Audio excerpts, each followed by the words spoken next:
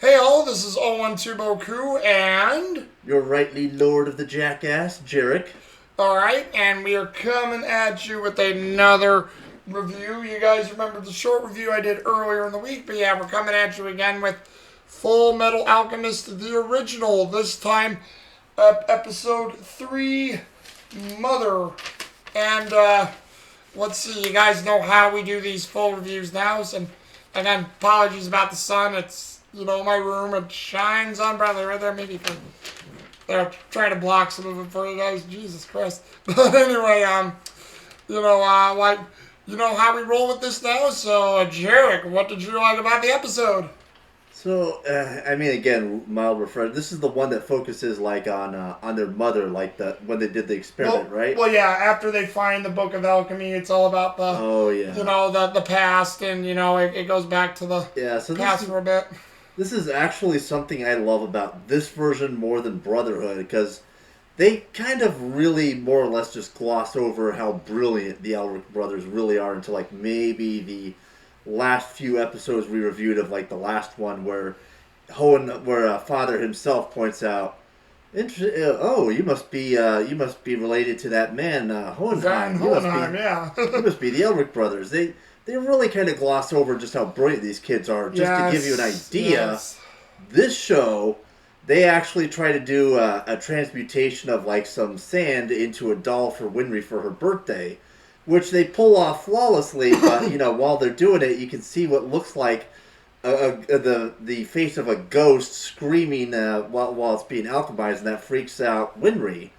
And later, they're getting scolded. Actually, Winry's getting scolded because of how she freaked out, and Panako's just like examining the doll, and she's like, "Oh, it's like it's nothing to be upset about. In fact, if anything, you should be proud.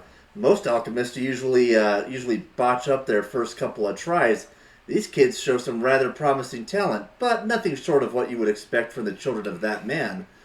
And it really goes to show you, and They are the sons of their father. yep. And the funny thing is, like as they're walking home with their mom. Oh, and by the way, Renry's got a really cute little puppy. Kind of looks a little like a more grown-up version of Hayabusa from the last series. But anyways, as she's walking with them, they're like, "Are you angry with us, Mom? Are you upset?" She's like, "No. In fact, I think I'm gonna gloat to all my friends about my amazing sons." And you can see how happy they are, but she kind of like shifts gears a little bit and says, she asks them, "Was like, but I don't understand. I thought your father didn't teach. I thought you didn't learn any alchemy from your father." And they're like, "We didn't, but we found this book." And she's like, "And you were able to understand what was inside of it?" Uh-huh. More or less. And what's interesting is, again, this isn't just any book. This is their dad's research. This is the kind of shit that would probably give like Roy Mustang a hard time to understand. And they went through it and taught themselves how to understand the principles within it. These are kids who are probably just barely old enough to start, learning rudimentary language skills in school. They've already deciphered a text on extremely high level alchemy from the most brilliant alchemist in the land, and they're like, what? Not even 10 years old yet. Well, I think Edward was 5, Alphonse is 4, so yeah, they're still very young kids. Like literally, they're the Mozarts of alchemy. But she tells him, it's like, all right, but when we get home, you need to put back all the books you've been reading in their proper place. And whatever you do, don't open that door. And I told Boku it's kind of interesting that she phrased it as don't open that door. Like, I mean, you could say she was specifically talking about the one that leads deeper into his laboratory. But considering we know what they're going to do later on and the implications it's going to cause them, it's one of the most brilliant but subtle versions of foreshadowing the Japanese use, where it's basically a double wordplay. It's like literally referring to that door to your father's lab, but also don't open that most unholy of unholy doors. Like in Resident Evil, stop! Don't open that door! Just take a look at this! You almost became an Elric sandwich. Whoa! But, so, we see them, of course, they're excited, they made Mom happy. And in their exuberance, they kind of pile into the fucking bookshelf, knock over all the books, and we start to see a cute little montage of them, further expanding their alchemic knowledge, trying to one-up one another because, to make mom happy. And to her credit, she is happy, but you can also see it's bringing back the memories of the husband she's may or may not have already lost, And, I mean, on one hand, it's kind of one of those interesting things that only a mother who's been in that situation would understand. You love this person dearly. Your life just isn't the same without them. And the kids are still there, but how do you explain to the kids that, it's opening old wounds. It's making you remember things. It's making you remember things you want to forget. Sorry. It's alright. And gonna be okay? Yeah. To her credit, man, we'll discuss her name later, but the women who played this role, amazing. Again, the level of subtlety within the cadence, the voice acting, the delivery. I mean, I know it's the kind of stuff you really don't think about if you're not involved in, like, drama, theater acting, voice acting, or any of that stuff, but brilliant stuff. Absolutely amazing. Subtlety. That's how she played it. Subtle. Yeah. Something Seth Green or Seth Rogen is never going to understand. Actually, most of Hollywood nowadays. Let's just be frank about it. Yeah. And, again, she's trying very hard not to let the boys see what's really going on inside. But we can see over time, it's very hard for her to try to subdue it.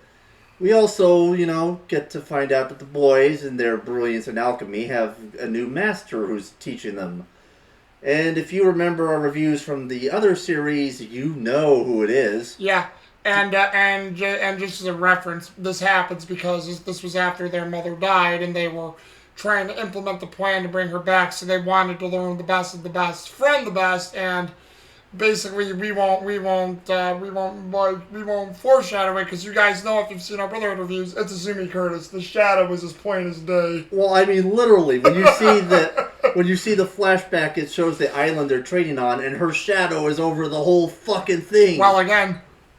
Yep.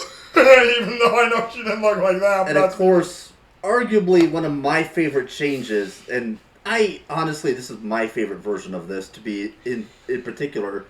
We, of course, see that Winry, what starts this is Winry's, let me think, Winry's parents die. Now, they don't exactly implicitly state how, and spoiler warning, it wasn't the same as it happened in Brotherhood. We'll find that out later. Yeah, but it was hinted it was the Ishvalan War, and that's what killed them. And Panako didn't say my son, she said sons, as in she had more than one, which I thought was an interesting... Well, I was talking about Winry's parents, but yeah, Panako does bring up the fact that, again... Well, because that was her son. Then Winry's dad was her son. Oh, sorry. Yeah, but, they're having a little chat with with a certain Roy Mustang who's in the area looking for a certain someone. And Panako, and again, I love her acting in this. You can tell she clearly resents the Almestra, is it? Yeah, Almestra military. We don't really hear it in the original, but that's what it is. It's Almestra, yeah. Yeah, and again, she lost her boys to the war. Again, boys, plural. And, Winry is basically irreconcilable, and she kind of snaps again at the Elrics, because how could they understand, your dad just went missing and you still have your mom. And this is, again, a very, very good scene. They rush back to their mom, they just plow into her, and they start crying, because this is probably their first real encounter with death. At least that we know of in this part of the story. And their mom, you can see she knows something happened, something big. And as it turns out, it's going to get worse, as it always does, because she's fallen ill. And throughout this, we see that Edward is very angry with his father for not being there. And being the clever boy he is, he knows that, this is kind of affecting his mom. She's not coping well. She misses her husband, and as much as he hates his dad, he wants so desperately for him to come back, on the offhanded chance that him returning would cheer her up and she would get better. Which actually isn't that bad of an idea because, yeah, your state of mind does affect your health, specifically your immune system. And we see he's sending letters out to just anybody who knows his dad, hoping that, somebody will reply, which someone did. Roy Mustang. That's why Roy Mustang was there. And, but of course, he's not getting, there's no sign that he's coming back, so in desperation, they do the only thing they can think of. They open that door. Both of them, literally. They go to their dad's laboratory. I understand your double meaning now, Jarek. Don't open that door. Not only to his forbidden office, but don't open a door you don't understand. A world you don't understand. Well, I mean, I am a master of double entendres. Yeah.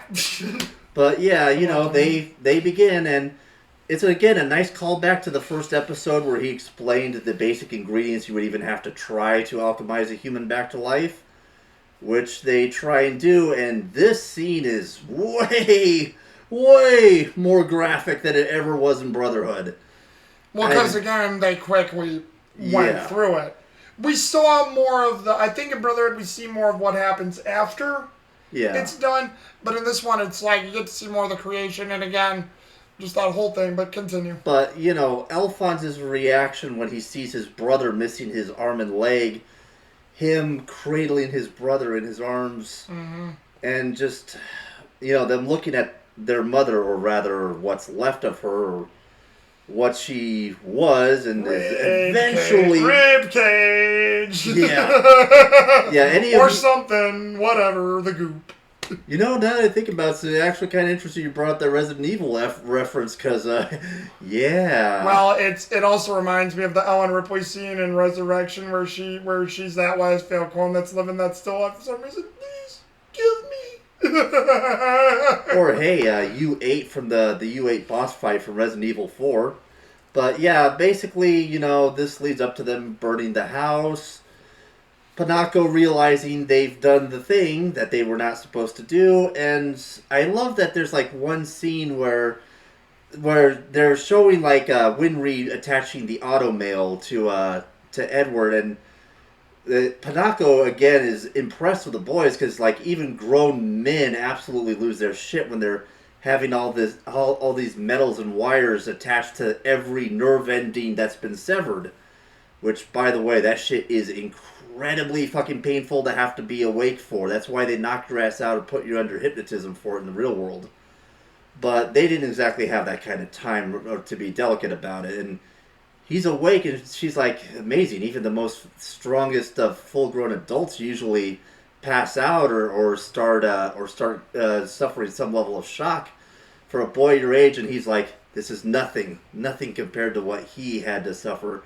And of course, he's talking about Alphonse, and we finally kind of ended on them, doing a little bit of training with each other, and also, the moment where they burn the house and make the vow to get things back. And I love how Alphonse kind of, I think, was it Alphonse narrating where he's like, we do this knowing full well we would basically be committing the same sin again. Oh yeah, if they fail this time around, there'd be no coming back from it.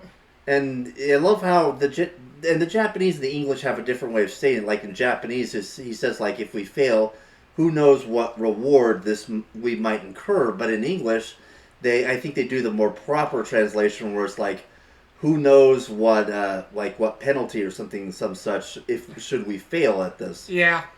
And again, this really drives home every last ounce of why these kids are so determined but also psychologically traumatized by everything. Yeah. It's literally the embodiment of what Spike Spiegel said in Cowboy Bebop. You're going to carry that weight. Yep. And, not only that, since I'm pretty sure is that the end of your thing? Yeah. Alright. And I'm pretty sure since that's the end of his thing, because Jared just basically went through essentially the whole episode, so not much more that I really could say, because essentially everything he mostly said is what I would have said. Probably not as in detail, but hey. My thing is, since, Jarek set the whole thing up, is that, yes, it was a great episode. You saw the love of the Elric brothers. had for their mother, the mother who had it, the mother who's just, she did her best to hide things, but again, that's what I was telling Jarek was, Alphonse, I think, loved his mother and deep down loved his dad, which is why he probably didn't pick up on this, because he wanted his dad to come back, wanted him to be there.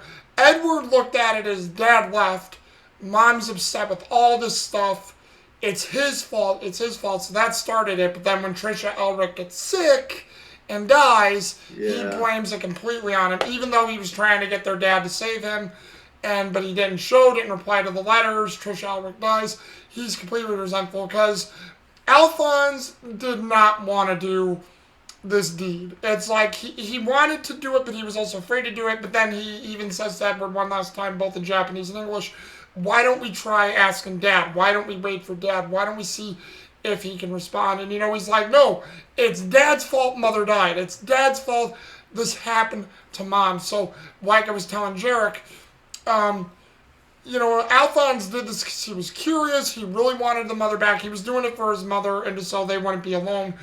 Edward was doing it to where we're going to bring Mother back, and I'm going to do this to spite Dad, because not only do I love Mom, but I'm upset with you, I'm upset with what you've done, and I'm going to make sure Mom forgets all about you. And people say, we didn't say that. I'm like, it's implied in the lines, because you can see Romy Paku, Vic Mignogna, both who did the voices for Edward, the seething hatred he has for his dad, because he blames his dad for all this. And again, another thing I like that they did in this that they didn't really show that much in Brotherhood was the Elrics were sort of on their own with Panak. I mean, maybe they did show it in Brotherhood, but I don't think it was that focused on like in this episode. You could see where when they went back to Resemble and Brotherhood, I like how Edward interacted with all the townspeople.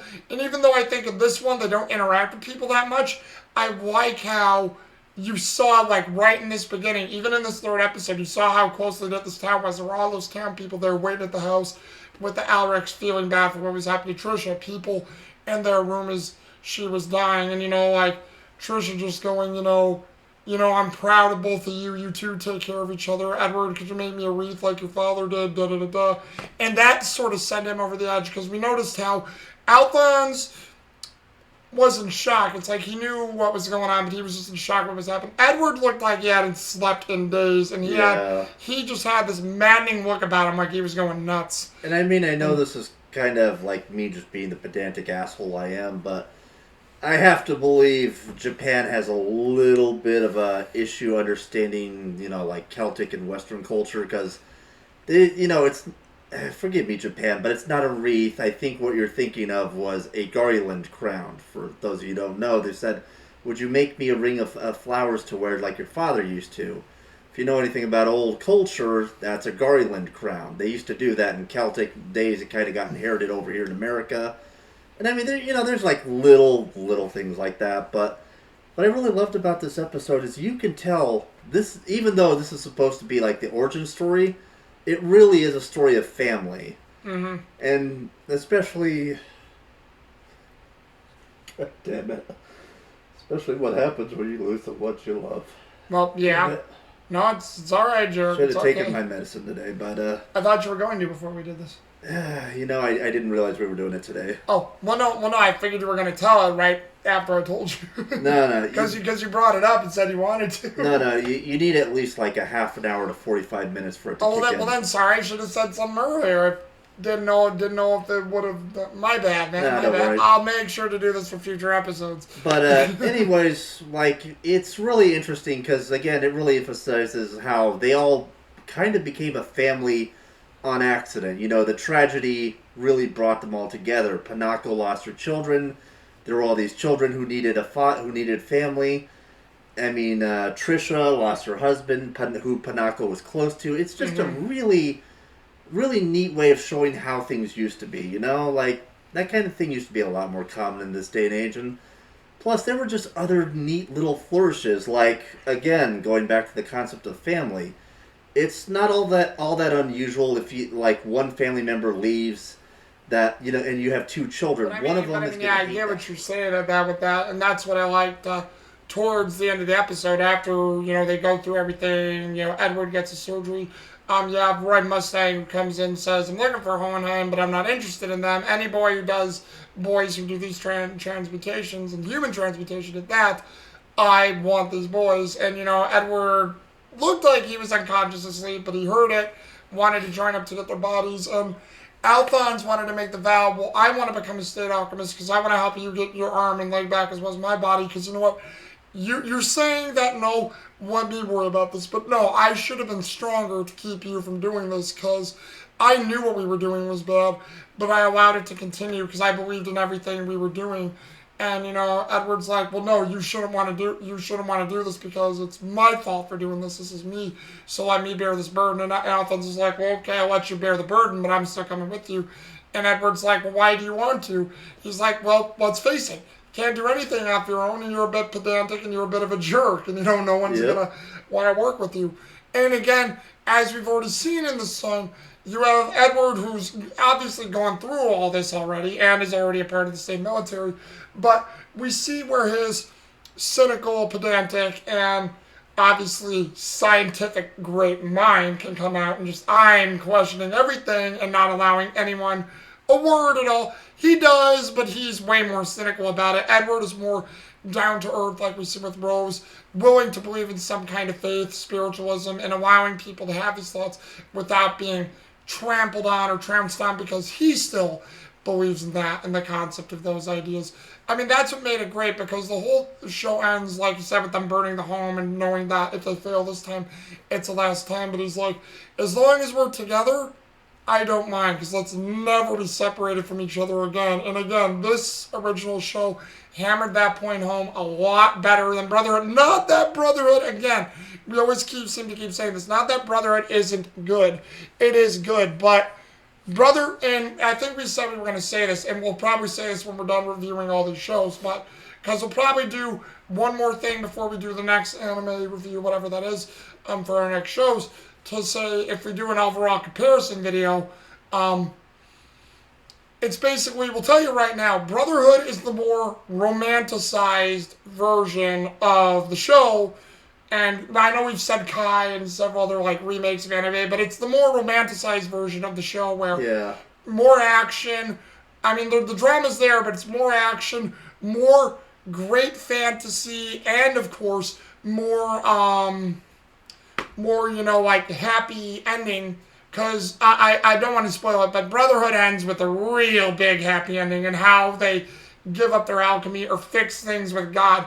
Not that I want to use gods in quotations, but fix things with God is... I know people say, Zach, why are you complaining? I'm like, it's ridiculous. Because God can forgive, but it wouldn't be like, okay, you did all you did. You were great warriors for me. You went through hell. I'll take everything back. It's fine. Well, I told Boku, this was something weird I noticed. The narration in the original series is done by the brothers directly, specifically Edward most of the time. Well, Alphonse, actually. We haven't even heard a lot of narration from Edward. Sorry, Alphonse. No worries. But, in Brotherhood, it's Father doing it. And I would like to think, given... Because Boku's already explained, the difference in the ending to me for both series. It's been a little bit of a while since I've seen these. And it got me to realizing, the original series is kind of like the actual story of the brothers, all the trial by fire, all of the Odyssean tragedy for those of you who love Greek stories, all of the Shakespeare. Whereas Brotherhood is almost like the Shirley Temple movie or the Disney ending. It's the one where you do have to go through some real shit, but you do get that happy ending.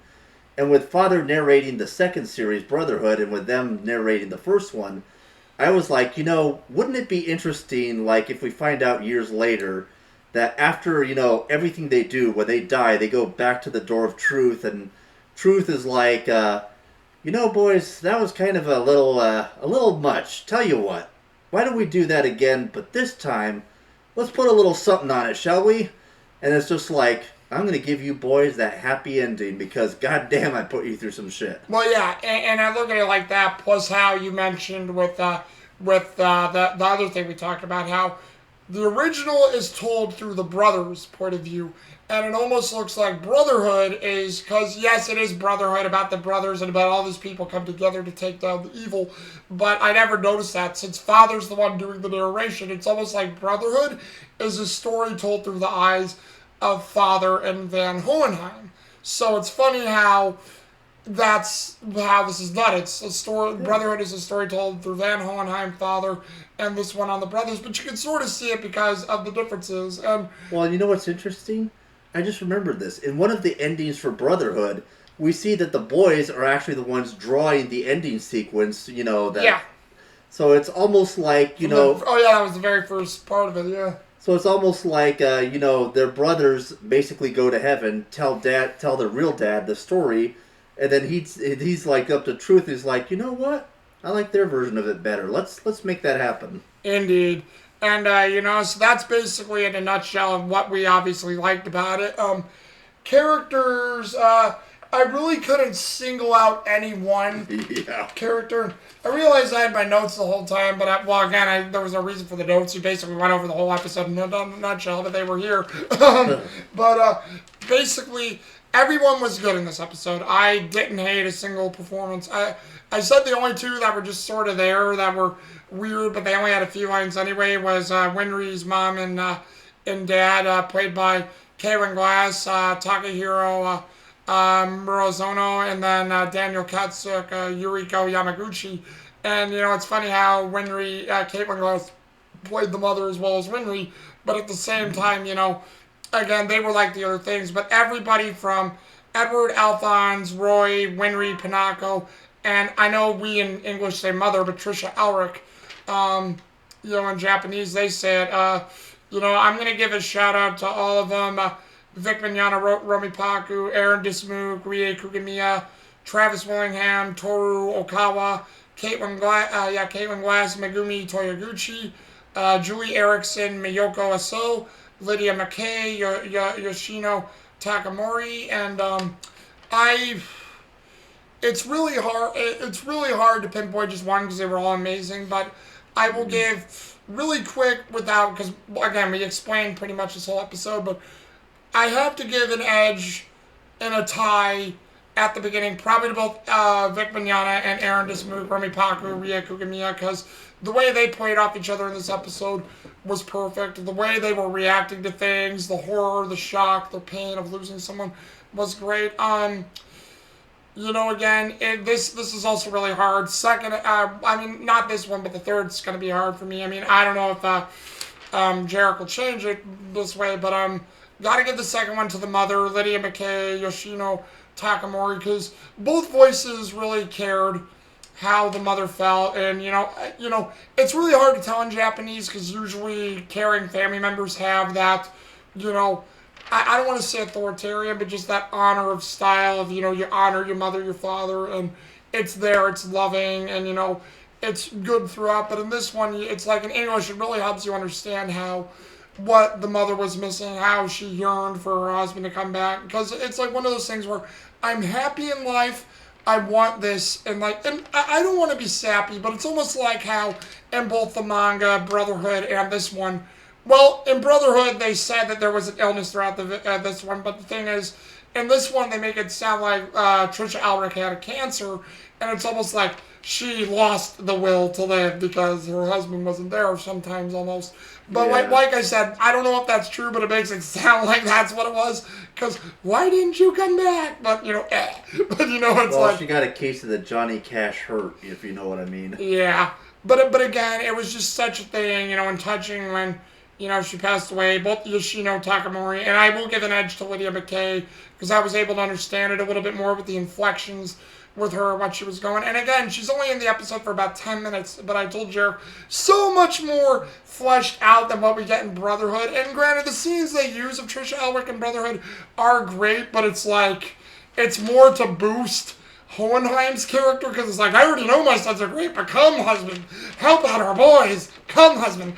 Go, husband. Yeah. Husband, get off your ass, or I'm going to come back as a spirit and beat you. Go help our sons. That part I'm making up, but it's like, when you had his thing by the fire, it's like, it was the whole thing of her trying to use him to get his courage back, which was still a good scene, but I like this more because it was more touching to the sons and what Edward and Alphonse went through. Third one, I have to give the edge, final edge to, even though it's really hard, because again, Caitlin Glass and Julie Erickson did great roles too, but I gotta give it to Roy Mustang, because I love how Roy Mustang was looking for Hohenheim per the letter they found when they were doing the transmutation, and in Japanese he's just like, Rezenbull.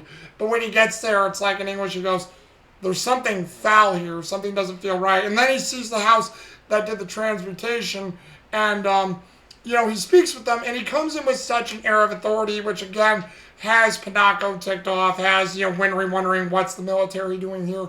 But he's like, the thing is, if these boys want to live and learn, have them do this, because the thing is, we have our own things we're trying to do. But you know what? If they could do this, I'm willing to, have them work for us, and, I'll provide for them whatever they need. And don't worry, I'm not going to tell anybody about this. But, we all commit sins, but let me provide for them in a way I know how. And he just says, well, you guys have my information.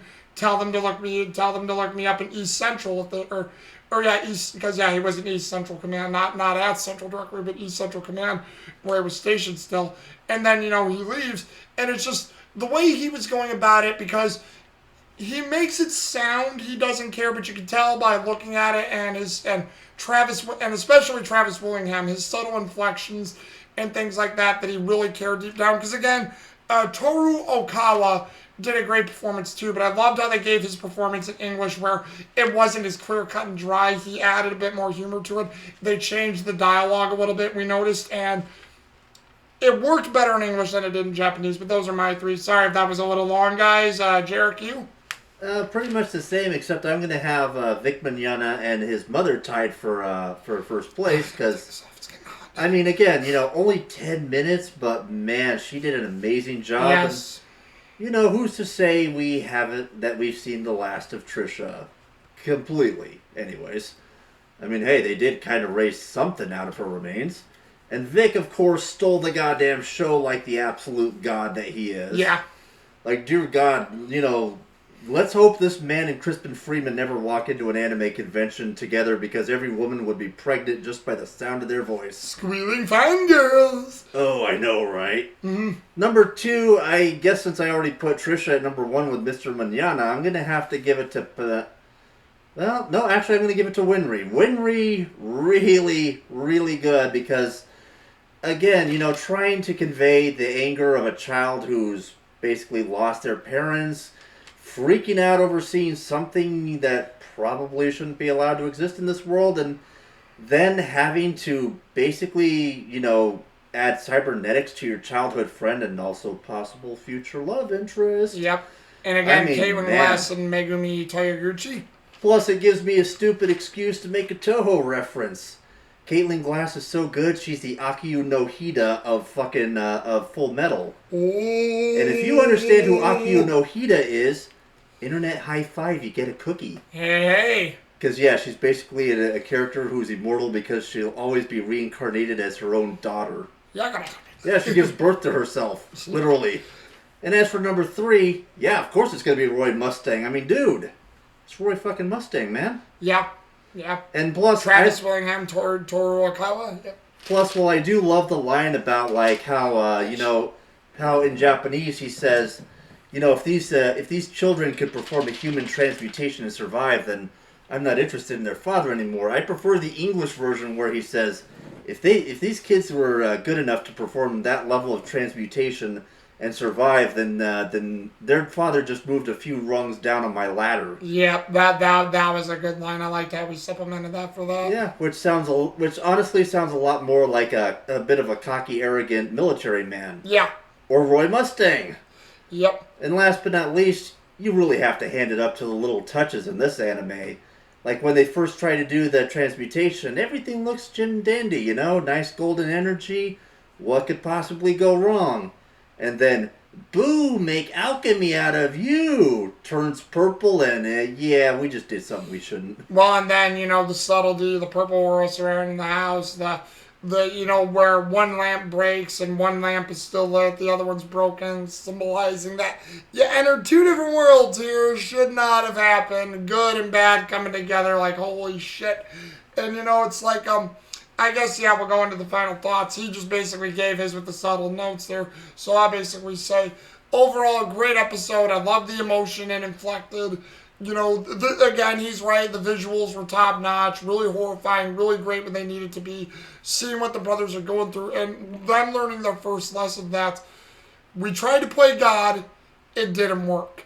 And now we have to work together to fix our mistakes or fix our mistakes as well as we can. But either way, as long as we're together, that's the whole thing. And overall, it just makes for a great episode. And again, it just keeps going through here. Now again, I will say as a preview, a lot of people consider these next handful of episodes filler. Some of it is from the manga, some of it isn't. But I enjoyed it all because I think it helps in the growth of the Elric brothers, and that's me. But again, what do you guys think? Just leave comments for us down below. What did you think of this episode? Do you like it? Have you enjoyed? Or again, have you guys, upside down again, have you guys even seen the original Fullmetal Alchemist? Because again, and we'll probably just say it now too, but we know people love Brotherhood. Brotherhood is seemingly overtaken this one. Even though we were watching this, and I've seen this one several more times than Brotherhood, I disagree. I still love this one. 3 episodes in, I already think how they've done this is better than Brotherhood. Not taking anything away from Brotherhood, but I love how this is more drama focused. I love it. It's more There's more emotion to come out of this one already with the 3 damn episodes. So again, I absolutely love it. But again, what do you guys think? Just leave a comment down below and we'll get back to you again then. But until then, this is Owen Tuboku and Major Jackass. And we'll see you guys again later, right? Deuces.